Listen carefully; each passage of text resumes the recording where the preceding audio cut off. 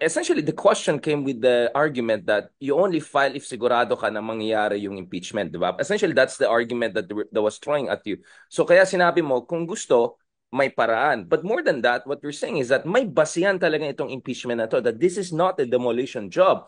This is about upholding the constitutional order. As much as we're saying hindi perfect yung current administration, right? So can you a little bit expound on that, Percy?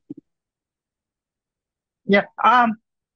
Kung titignan mo yung narrative from early this year hanggang ngayon, lalo na yung narrative dito sa House, ito yung isang logical conclusion eh. Kasi di ba, una, si Sarah was given the chance to explain herself in various committee hearings and meetings na una, she refused to attend. Nung nag-attend siya, she refused to take oath. Nung nag-oath naman siya, binastos niya yung proseso. O yung iba, dinedman na lang niya lahat. So, hindi talaga nag-work yung mechanisms na yun. Kaya walang ibang choice kundi yung impeachment. At ang maganda lang sa mga nangyari, nag-unfold yung narrative before the eyes of the nation. Kaya nga ba tinawag nila, this is the Quad Complex, the Congress Flix, the Senate Flix, kasi mataas yung level of interest. So sinasabi ng iba, ngayon kayo magpa-file, wala ng panahon. So kailan yung tamang panahon after election? Eh baka iba na yung political dynamics by then. So ang sagot naman natin doon, yung the best time to hold abusive officials accountable is as soon as possible. Kung hindi ito gagawin ngayon, maaaring mahirapan na tayong gawin in the future kung ipagpapaliban pa natin. We understand yung concern do sa limitation ng time. Kaya nga umaasa pa rin tayo. Sana either mag-fast track o maging mabilis yung proseso dito sa House of Representatives so that the Senate can have more time. At sana din, kung posible pa, magkatotoo yung sinasabi ng iba na baka daw merong isang petition that could gather enough signatures, a third of the members of the House, 106 signatures, para diretso na ng Senado at wala ng committee deliberations kasi medyo matagal din yun. So, when Akbayan was studying impeachment complaint na inilapit sa atin ng mga petitioners, yung isa naging basihan talaga namin in making that decision to finally push through ay parang yung prinsipyo natin bilang partido, sinasabi na dapat natin itong gawin. Kasi kung hindi natin ito gagawin, hindi lamang may impunity sa violence, may impunity din sa corruption, magkakaroon din ng impunity sa abuse of power. So, yan yung pinanggagalingan ng akbayan when we decided to finally endorse the impeachment. During that time, may numbers na ba? I can honestly say, di ay masasagot na meron na. No? In fact, up to now, ang tingin ko, uphill battle pa rin ito. Pero it's an uphill battle na tingin ko, ang pagkakaiba, kasama mo yung taong bayan na nanonood ng kwento at alam nila yung katotohanan. And hopefully, yung third leg ng impeachment process, which is public opinion, will be favorable towards a conviction. Kasi alam naman natin, mahalaga yon doon sa decision-making processes ng ating mga senator judges. Percy, since you gave me already an opening and saying that you're gonna use your amateur hour as an excuse to to balahura. No, just kidding. Not really. Going back to this, Percy, kami nila Justice Carpio and even Ronald, we've been in trouble all the time kasi medyo mabilis kami magsalita in a sense that parang nung September pa lang, sinabi namin baka pwede na impeachment kasi parang ang dami ng ebidensya na lumalabas. September, October pa lang, I would say, medyo you could see like something Yeah. is going on here. And January pa lang, yung tatay nila was openly, essentially calling for insurrection. I mean, ang dami. I mean, if you want to strictly look at it on legal terms, medyo banana republic if nothing happened even earlier. So the question is actually why December? Why not November? Why not October? Ako tingin ko yung isang mahalagang turning point ito nakaraang panahon, yung kanyang grave threats. Parang tingin ko yun yung threshold talaga Hindi yung na ganyan siya ano no eh, month. Di ba sabi niya, they dream it to the end. Wasn't that the threshold already? I mean, like, what else are we waiting for? oh, kasi yun nakikinualify pa yun eh, daydreaming. Ito sinabi niya talaga, hindi joke ito. Di ba sabi niya, hindi joke But, ito, na but kung may first, mangyari sa he kanya. said it's a conditional threat. Only if pinatay niyo ako, then patayin ko kayo. I mean, like, I'm just saying. Yeah, oo. Pero nonetheless, sinabi niya, nag-hire na siya, may kinausap na siyang papatay doon sa presidente, sa first lady. And speaker of doubt, imagine the whole world is watching us. Sigurado ako may mga kamag-anak yung mga nakikinig sa atin abroad.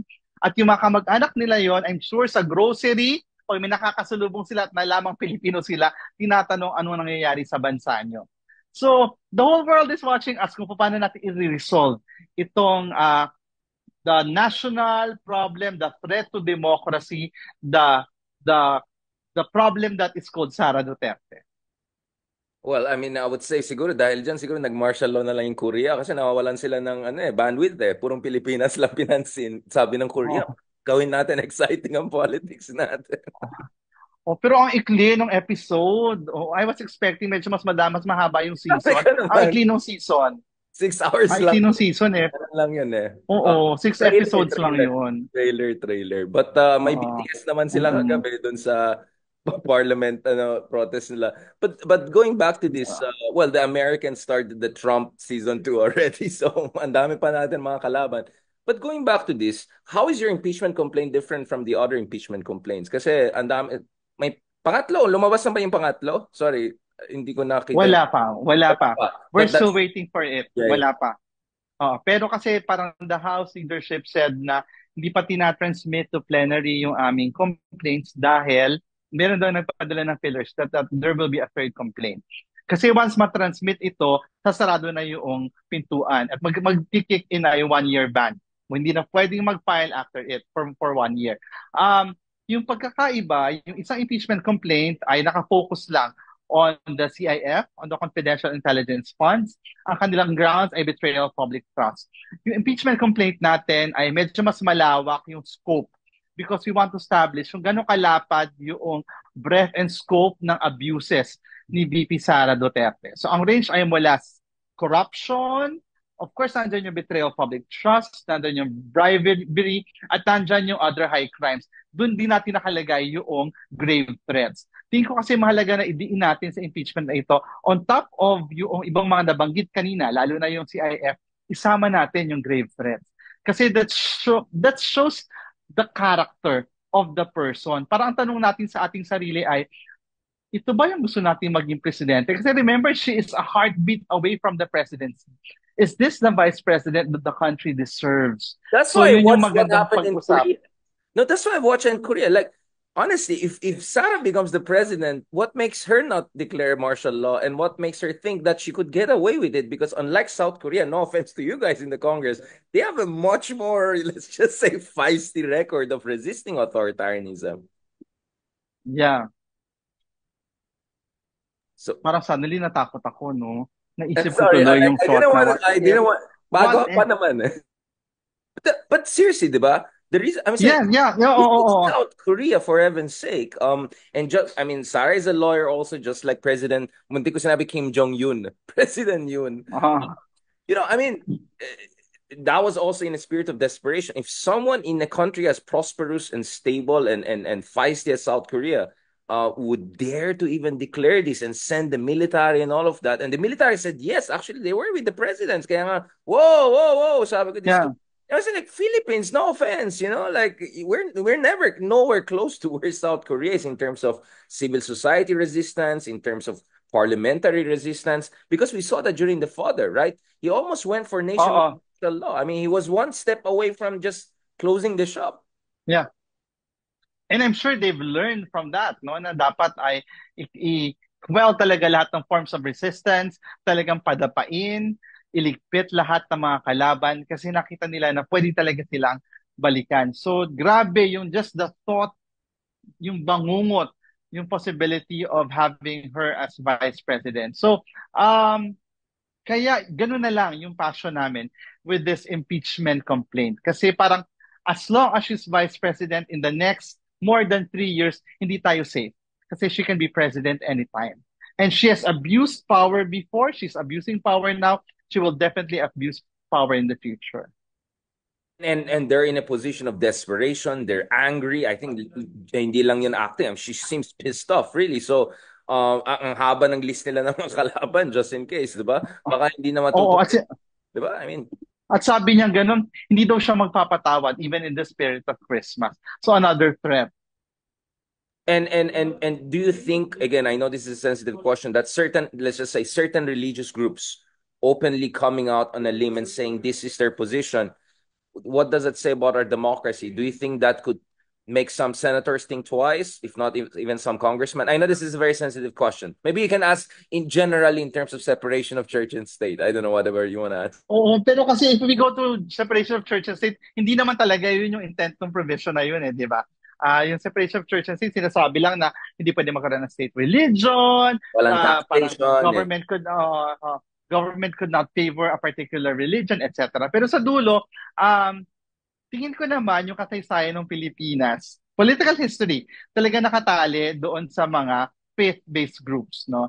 Our first EDSA revolution was something that was sort of led by, initiated by a religious group, the Catholic Church, no? So, may gano'n naman tayong kasaysayan, Your no? Na own hindi mo activism. talaga, yes, my own activism was ignited by that particular experience. So, hindi talaga siya mahihiwalay. Pero yung pagkakaiba lang ngayon ay, um, ano ba? Yung pagkakaiba ngayon ay very direct yung statements. Kasi before naalala ko, pagka ganyan, magpapadala ka ng fillers, vaguely worded yung message. Pero Pahapyaw. ito talaga, very clear, pahapyaw, direktahan talaga. So, and I think that's the intention para maaring magkabahan yung ilang mga senador, pero tingin ko mas malaki ang impact nito sa local, those in the local races. Kasi alam naman natin yung power ng numbers nila in tightly contested local races. Parang 500, 700 votes yung difference, kayang-kayang i-fill Right. yung Swing gap vote ng sila. mga grupo nila. Oo. They could be kingmakers of swing votes, so it's hard. This brings us to the last part of the conversation. I want to have more conversation with you, hopefully in the future, Percy, when we have some updates. I know medyo mahirap to push you on some of these questions, so strategically, I'll leave that for hopefully near future if there's a positive development. But going forward, malapit ng elections, fresh ka pa lang sa Congress, but obviously you want to be back soon, and hopefully with our other good friend, si Senator Chel Jokno. Ay, Okay. sorry, Senatorial Attorney Chel Jokno, Dean Chel Jokno, right? Can you tell me Ah, a little bit also about Chel Jokno joining the Akbayan? What were the circumstances? What was the logic? yes. We're very happy to welcome Attorney Chel to Akbayan. So iniisip ng iba, yung madalas na tanong ay, Akbayan pala siya. Ang hindi alam ng mga tao sa mahabang panahon, matagal nang katrabaho na Akbayan ang flag at si Attorney Chel. Kinukwento nga kay Attorney Chel nung una kami nag-meet. Sabi ko, alam mo Attorney Chel, yung first boss ko, kapatid mo, si my pet joke, no? Boss ko siya na nasa Freedom from Death Coalition ako. Oh, Yes. nakamiss pala And my kita. Si Maitet was my first boss sa FDC when she was president. And si Attorney Charles, sa mahabang panahon, katrabaho talaga siya na akbayan sa maraming mga causes at katrabaho ng ating mga communities. So, nung finally nag-decide na hindi mo na siya tatakbo for the Senate, sabi natin, mainam na ampunin muna natin siya. At sayang kasi din yung platform na meron for 3 years. Malay mo, that would be enough para gumanda yung numero at maging mas viable, though viable at very qualified si Attorney Charles para mas maging winnable when it comes to the next bid for the Senate. Pero itong mahalaga ngayon, paalala natin na hanggang ngayon kasi akala ng mga tao tumatakbo pa rin siya for the Senate. Eh. Pero si Attorney Charles is running as first nominee of Akbayan Party List. At ako yung second nominee. Ang third nominee ay isang Moro woman leader. Isang IP, si Dada Ismula from Zamboanga. Ayan, isang very brave and courageous IP woman leader from Zamboanga City. Um, how many votes? Again, I know this is proportional and all of that, but mathematically speaking, how many votes do you need to get the three of you in? Okay. Yeah, anong lumang panahon kasi, madaling sagutin yung tanong mo. If we're going to use the original formula, sabihin ko lang 6%. But that's not the formula anymore. It's too complicated to explain. We will need mathematicians or Is there a range? statisticians. 600,000 votes, 1 million vote, yeah. Okay, simple lang. Para sigurado na mayroon kang 3 seats, you have to be number 1. You have to rank 1. Kasi parang nakabatay sa rank yung 3 seats. Tapos if you're a close second, you can get 3 seats also. Ibig sabihin kung maliit lang yung pagitan ng number 1 at number 2. Ayan. To get 2 seats, you need around 800 to 850,000. Tapos to get 1 seat, you need around 300,000. Pero ang masalimuot lang yung getting 3 seats kasi that would require you being ranked one or a close number two to number one? Um, paano daw kung four seats kasi si Diwata ay fourth nominee? Oo. Kailangan ba may For the, Duterte Youth yung tatlo pa-disqualify? Di ba yung ginawa ng Duterte? Cardemas pa yun? Pinalis sila. oo, oo, ginawa yan, di ba? Parang pina-resign lahat ng nominees para makapasok. Ayan. Meron din gumawa niyan recently, pero hindi ko na lang sasabihin yung Parang alam, pangalan. parang alam ko sino yan. Wala bang Oo, pero ano, bang first letters ng ano niya, second name niya? oo, parang nakita ko lang siya kanina. So, yun. And there's a Supreme Court decision, I think, already. Yeah. So, kaya nga, ano, just to cure that, alam mo kung anong ginawa ng COMELEC? Sabi ng COMELEC, para mas mahirap sa inyo na gawin yan, na pinaparesign nyo lahat ng nominees para may makapasok na iba, this time around, we were asked to submit 10 names for nominees. Nung araw kasi 6 lang eh. Okay, so now you have to submit 10 names for nominees. So if you're number 10, para ka makapasok, kailangan mag-resign si 9, 8, 7, 6, 5, 4, 3, 2, 1. Medyo, Uh, medyo giyera yata ang kailangan para gawin yan. I mean, those are like mm-mm. martial law So, And this is your party list system now. I know, it's crazy. So Percy, just to be clear dun sa mga followers natin, I think, medyo malapit na may number ng followers natin dun sa number na kailangan. So if sana we have a one-to-one correspondence. So if we can assure around 1 million votes, that means we can have more of Percy in the Congress. Yeah. Yes, you can have more of me. Yes, please. And how can people help volunteer? I mean, again, this is very logistical. Now, practical questions na tayo kasi elections na. Oo. How can people help you and your Ayan. sure you and Chell at the very least get in, but hopefully all three of you. Yeah. Yeah. Very active ngayon yung Akbayan Youth. So young people, alam ko marami kang followers na young people. Yung mga young people natin, Akbayan Youth is now mobilizing yung mga children for Akbayan. So alam naman natin yung totoong age range ng children ay hindi lahat sila youth. Maraming children who are middle age. Maraming children na kasing edad ko. So we are now calling on all children for us to mobilize and support this run. So I hope that you'll be part of this very interesting adventure that is hopefully bring Senator Chell to the House of Representatives at makapasok ako at si Dada bilang mga iba pang kinatawan ng akbayan. Right. Oh, I mean, of course, I'm completely non-partisan. I'm just here, just, lang, just saying general things. Lahat na naman guests natin, tinatanong natin na how can people help you, right? Ganun kasimple lang. Percy, last thing, what do you think should the opposition do in the coming months to stand a chance? Kasi sobrang mahigpit to, 'di ba? The Senate race is like close to impossible. Maraming malalaking pangalan ang alam ko nagpapanik na ngayon. Hindi ko na sasabihin sino, pero yung isa maraming lupa, yung isa maraming ano. Ganong kahigpit yung Senate fight ngayon. Oo. So how do you think the real opposition, hindi yung fake opposition, naging opposition lang dahil nawala ng position or confidential fund, hindi yon. Uh, Yung totoong opposition, liberal, progressive, whatever it is, how do you think they can find some space to be electorally competitive here? While realistically also laying down the foundation for 2028 because this is a long game. yes. Ako tingin ko yung first challenge at first task talaga will be to go back to the natural base. Yung natural base kasi ito yung na-mobilize natin noong 2022. Some people call it the pink wave. Some people call it yung Lenny forces or the pink forces. Pero tingin ko kinakailangan balikan yon. That has to be harnessed and organized.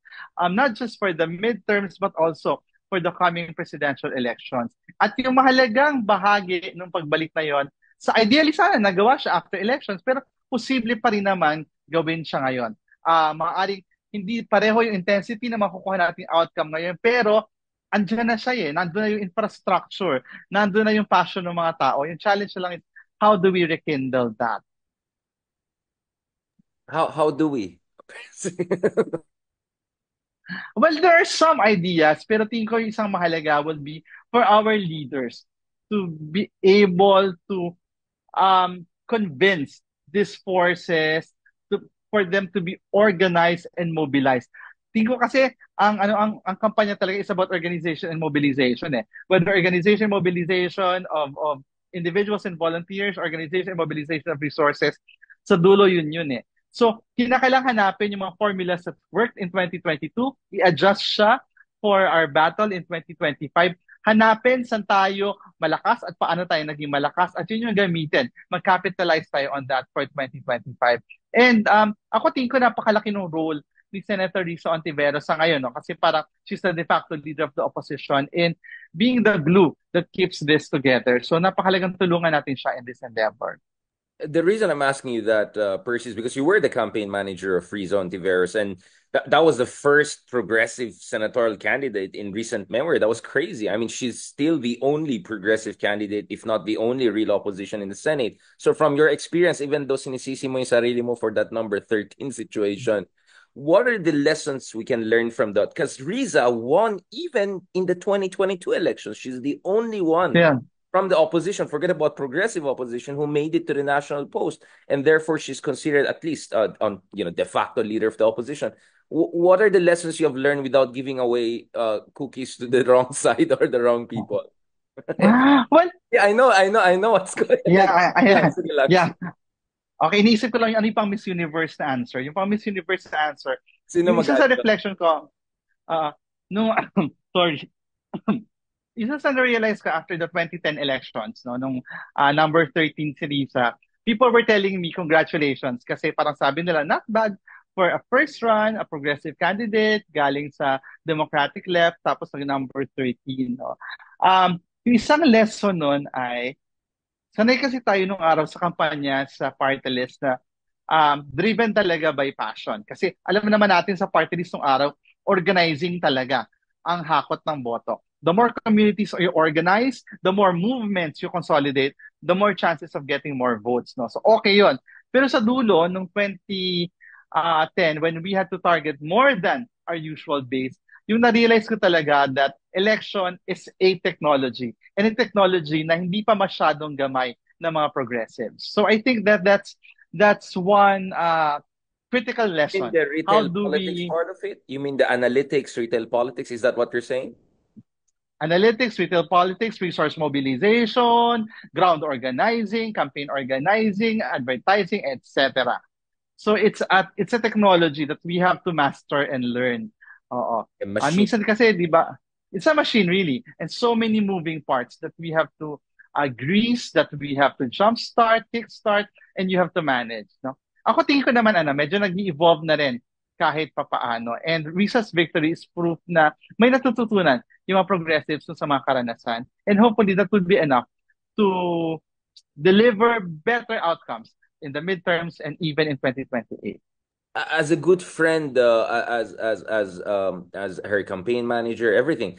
How do you feel about Rizon Tiveros um really emerging as a hero to a lot of person, heroine, if I can put it that way? I mean, in mainstream, ang usapan ko hindi among, us progressives. I mean, you talk to ordinary people, oy, gusto ko yan, matapang yan, okay yan, okay yan. Because I used to hear always, masyado siyang left, alam mo naman sa Pilipinas, Sabi siya, Reagan naalala ko dati yung lagi, yeah. oo, laging sinasabi ng mga tao, masyado siyang matapang. No? Tapos lalo na nung panahon na yung parang pagbabae, dapat hindi masyadong matapang. Pero tingin ko yung karanasan nito nakaraang 6 na taon created a need for political leaders like Rizzo Ontiveros. Kailangan yung tapang, yung courage na yun, at yung firm na mga principles na meron siya. At tingin ko, ito nangyayari ngayon, this is something that is not difficult to imagine 10 years ago. Kasi parang the Risa that we knew 10 years ago is the same Risa that we have now. And nagkataon lang, nagbago yung konteksto ng lipunan. Mas nakita ng mga tao na mayroon tayong pangangailangan for politicians and political leaders like Risa Ontiveros. On that very beauty queen, no, no, thank you so And much. I thank you. Thank you. My family. Well, Percy, obviously, alam mo naman, napanood mo naman may emotion. 3 hours kaya namin. But I know you're tired. There's so much. Oo. May Nag-prepare ako, nag-sandwich ako. Nag-sandwich ako before the interview kasi I was expecting na marathon. Yeah. Yeah, but I realized baka ayoko ma-burn ng bridges, baka mapahamak kita or something. At may mga nagsabi na may hearing ngayon ng Accountability and Transparency Committee, etc. Public accountability. Public, yeah, exactly. So I don't want, to distract you from your work. Thank you so much, Percy, for that. Hopefully just an opener, no? In a long saga for progressive politics. And hopefully you will be my balance to Ronald Llamas. So I don't think is the best representative of the movement. So kung kailangan ko ng matinong counterpart, I will call, obviously I could call someone else, but let's not go there. I'm just whatever, okay. I'm just gonna call you Percy. Totoo ba itong sinasabi ni Ronald Llamas? But if ever there's something you cannot say, we'll bring over Ronald to say it just in case. Except yung body shaming at saka yung mga ibang ginagawa niya. Thank you so much, Ka Percy. Is there anything people should look forward to in terms of your interventions? Do you have a privileged speech to give soon? How can people follow you in terms of your platforms for them to know about your advocacy? Anong ginagawa mo? Ano mga kailangan gawin? Especially with the upcoming elections. Ayan, I'm on Facebook, Twitter, it's Akbayan Rep Percy. On Twitter, it's Percy Sen. I think I'm also on TikTok, no? Para may TikTok account yan akong Wait, ibubukas wait, soon. Oo. wait, you're not sure you're that's I'm weird. not, nag-shoot na ako ng material kanina. I'm not so proud of it, pero mukhang I have no choice but to go into TikTok na. So, I'm looking forward to that new world and new realm. Yeah. O, sana kayanin ko. Matanda na ako for this, pero kakayanin natin yan. Yung kailangan bantayan ng mga kababayan natin, the next 2 weeks will be very critical. It will show us kung ano ba talaga ang mangyayari dito sa impeachment complaint.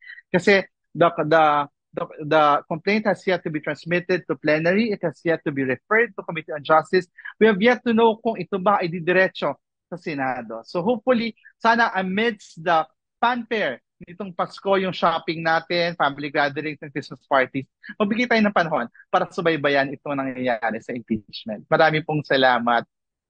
It's December 9. I remember when I was just a humble staffer on December 12th, if I'm not mistaken, something big happened. This is the impeachment of the former Chief Justice Corona, the late Justice Corona. I have my own views on that, including my critical views, but what I'm saying is that you never know. Akala mo tapos ng session, everyone is moving on, and then big things are happening. So on that note, Percy, that cliffhanger, gaya natin ng Korea, diba? Cliffhanger para may second episode soon. Hopefully we can catch up soon, Percy. Mabuhay ka and talk to you soon. Congressman Percy Sendanya of the Akbayan Party List. Thank you very much, sir. Maraming salamat. Salamat po. God bless. Talk to you soon.